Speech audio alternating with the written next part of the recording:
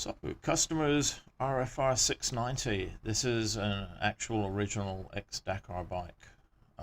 It was the practice bike. It didn't get raced, but it went. And the name on the fairing is the person that it belonged to. My customer's got a really good little collection of bikes. And not only is this my favorite in his collection of bikes, this is the favorite bike I've worked on, I think, ever. It's such a purpose-built machine. When you have a look at it, all the little details that make the bike up are just really special.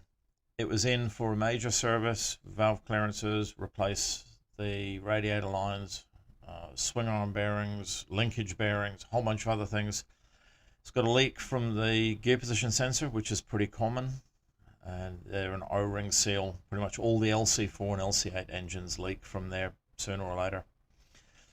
Let's just clean them up. The details you can see, this was actually added by the customer, but the original petcock there has a little frame around it.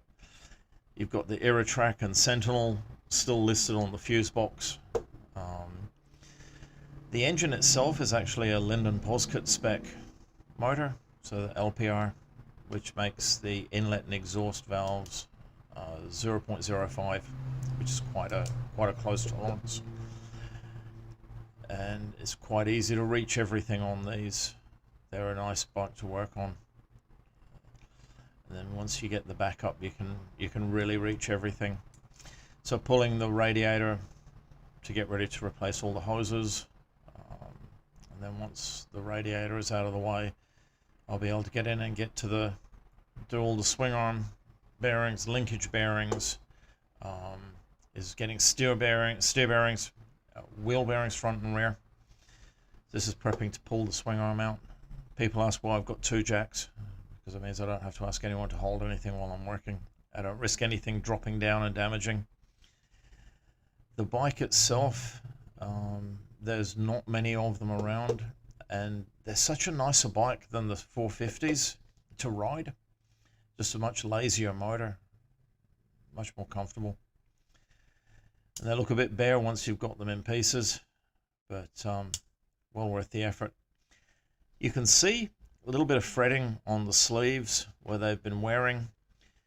All the bearings, very few of them in common with the standard 690 Enduro, but working with my local bearing shop, we were able to get the sleeves and the bearings separately and get them all organized at about half the cost of getting the originals.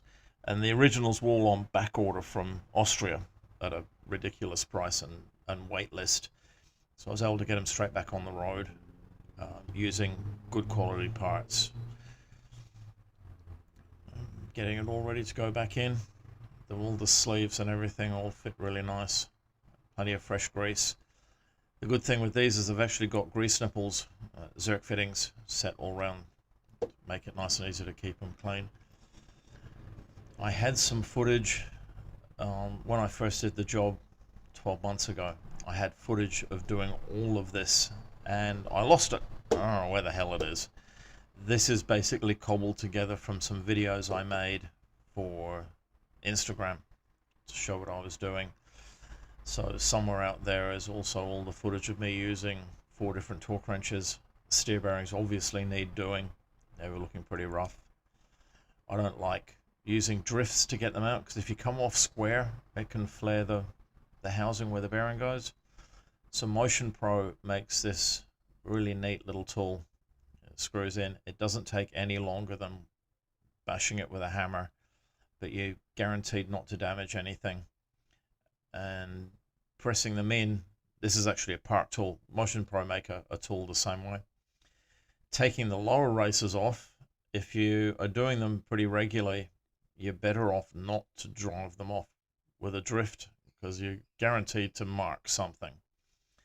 Again, Motion Pro tool goes over the inner core of the lower bearing and then just pulls it off nice and square.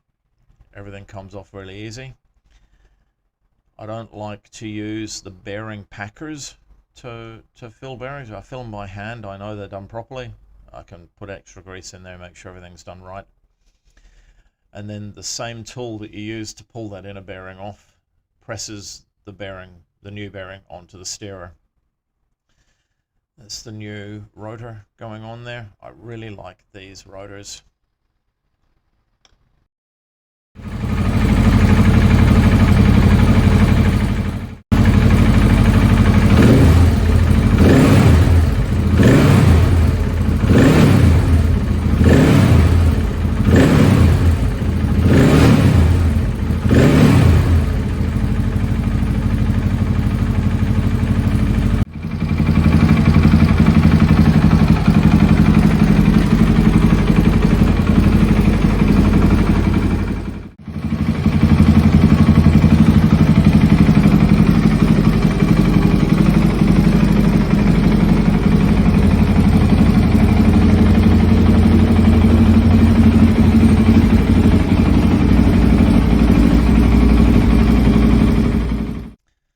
So that's it. If I can find the rest of the footage, I will probably redo this. As I said, it's my favorite bike. Anyway, you know the routine. Thanks for watching. Like, subscribe, all that sort of stuff. And I will see you for the next one. Thanks again. Bye.